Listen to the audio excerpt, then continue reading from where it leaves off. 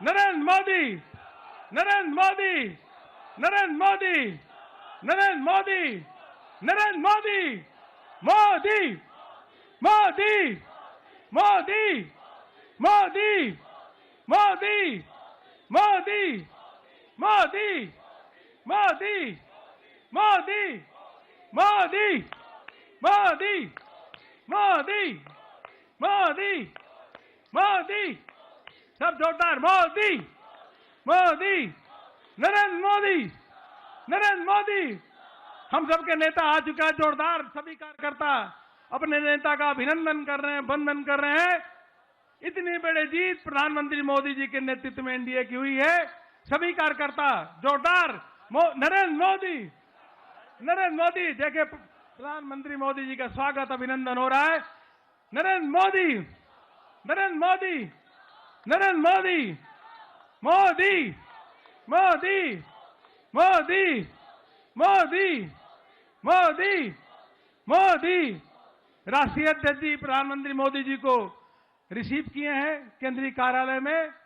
प्रधानमंत्री मोदी जी के किस प्रकार से भव्य भव्य मोदी, मोदी, मोदी, मोदी, नरेंद्र मोदी, नरेंद्र मोदी, नरेंद्र मोदी, नरेंद्र मोदी, नरेंद्र मोदी, नरेंद्र मोदी। दोनों हाथ उठा के नरेंद्र मोदी, नरेंद्र मोदी, नरेंद्र मोदी, नरेंद्र मोदी, नरेंद्र मोदी, नरेंद्र मोदी, नरेंद्र मोदी, नरेंद्र मोदी।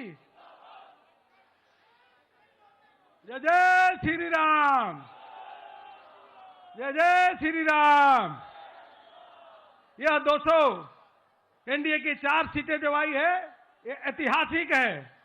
अब यह इसलिए हुआ है क्योंकि मोदी है तो, मोदी है तो, मोदी है तो, नरेंद्र मोदी, नरेंद्र मोदी, नरेंद्र मोदी, नरेंद्र मोदी, नरेंद्र मोदी, मोदी, मोदी, मोदी, मोदी। अपने नेता का किस प्रकार से स्वागत अभिनंदन केंद्रीय कार्यालय में हो रहा है। कार्यकर्ता स्वागत और अभिनंदन कर रहे हैं।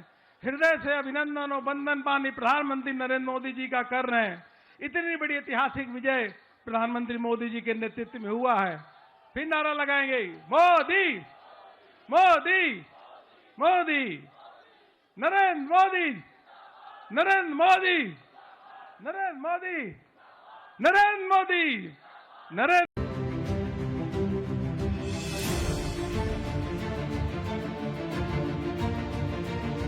बिहार विधानसभा चुनाव 2025 के नतीजों ने एक बार फिर साबित कर दिया कि राजनीति में गठबंधन की ताकत और व्यक्तिगत करिश्मे का संयोजन ही जीत का असली राज होता है। एनडीए ने 243 सीटों वाली बिहार विधानसभा में 202 सीटों के साथ भारी बहुमत हासिल कर लिया, जिसमें भाजपा को 89 सीटें, जेडीयू को 85 और अन्य सहयोगी दलों को शेष सीटें मिले।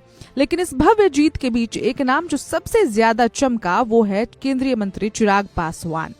उनकी लोक जनशक्ति पार्टी ने 29 सीटों पर चुनाव लड़ा और 19 पर जीत हासिल की। मुख्यमंत्री नीतीश कुमार की जेडीयू ने अपने दम पर मजबूत प्रदर्शन किया है, लेकिन असली किंगमेकर और गेम चेंजर के रूप में केंद्रीय मंत्री चिराग पासवान की लोक जनशक्ति पार्टी बनकर उभरी है। गठबंधन की रणनीति के तहत 29 विधानसभा क्षेत्रों में एलजेपी को टिकट दिया गया, जिसने शुरू से ही राजनीतिक हलकों में उत्सुकता और चिंता दोनों पैदा की। विपक्षी नहीं, एनडीए के भीतर भी सवाल उठ रहे थे कि चिराग पासवान को इतने बड़े पैमाने पर मौका देना क्या जोखिम भरा कदम साबित होगा। लेकिन मतगणना के बाद आए नतीजों ने सवाल का जवाब दे दिया है। एलजेपी ने 19 सीटों पर जीत दर्ज कर ली है। इस लिहाज से पार्टी का स्ट्राइक रेट 68% से अधिक रहा और 2020 की तुलना में सीटों में 1800% की बढ़ोतरी दर्ज की गई। ये प्रतिशत न केवल चिराग पासवान की रणनीति को सही साबित करता है, बल्कि उनके एनडीए में एक मजबूत शक्ति केंद्र के रूप में स्थापित भी करता है। 2021 में लोक जनशक्ति पार्टी के टूटने के बाद चिराग पासवान और उनके चाचा पशुपति पारस के बीच खींचतान नजर आई। पार्टी दो हिस्से में बट गई।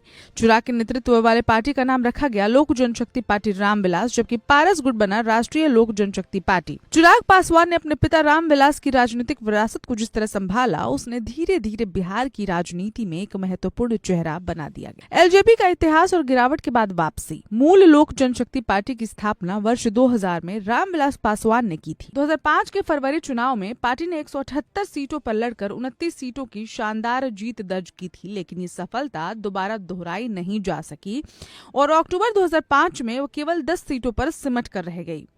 2010 में प्रदर्शन और नीचे गया और 3 सीटें मिली। 2015 में केवल 2। 2020 में एलजेपी ने एनडीए से अलग 134 सीटों पर चुनाव लड़ा, लेकिन केवल 1 सीट जीती। हालांकि उसने जेडीयू को गंभीर नुकसान भी पहुंचाया था। एनडीए में मजबूत हुआ चिराग पासवान का कद। इस बार एनडीए ने उन पर जब भरोसा जताया, वो न केवल साबित हुआ बल्कि चिराग की राजनीति ताकत और बढ़ गई। प्रधानमंत्री नरेंद्र मोदी से अपनी नजदीकी को ऐसा कहते हैं कि मैं मोदी का हनुमान हूं कहकर व्यक्त करते रहे और चुनावी नतीजे बताते हैं कि एनडीए ने उन पर जो दांव खेला वो पूरी तरह सफल रहा। एनडीए के भीतर अब उनका कद और मजबूत हुआ है और माना जा रहा है कि आने वाले वर्षों में चिराग पासवान बिहार की राजनीति में एक निर्णायक भूमिका निभा सकते हैं। 2030 में तेजस्वी बनाम चिराग। एलजेपी की सफलता न केवल वर्तमान चुनाव में एनडीए की जीत की कुंजी बनती है, बल्कि 2030 के विधानसभा चुनाव के लिए बिहार की राजनीति में एक नई प्रतिद्वंद संकेत भी देती है। राजद के नेता तेजस्वी यादव और चिराग दोनों ही बिहार के युवा चेहरे हैं और जिनकी फैन फॉलोइंग भी बिहार में और बिहार से बाहर भी बढ़ी है। दोनों का अपना अपना जनाधार है और दोनों ही बिहार की भावी राजनीति में शीर्ष पदों पर दावेदार माने जा रहे हैं। इस हिसाब से 2030 में जब बिहार विधानसभा चुनाव होता है तो इन दोनों का प्रदर्शन, इनकी पार्टियों का प्रदर्शन बहुत विशेष महत्व रखने वाला होगा। खासकर बिहार के ये 2 युवा चेहरे, इनके कंधों पर भारी वजन आने वाला है। अब इस खबर में इतना ही, लेकिन चिराग पासवान के इस बढ़ते कद पर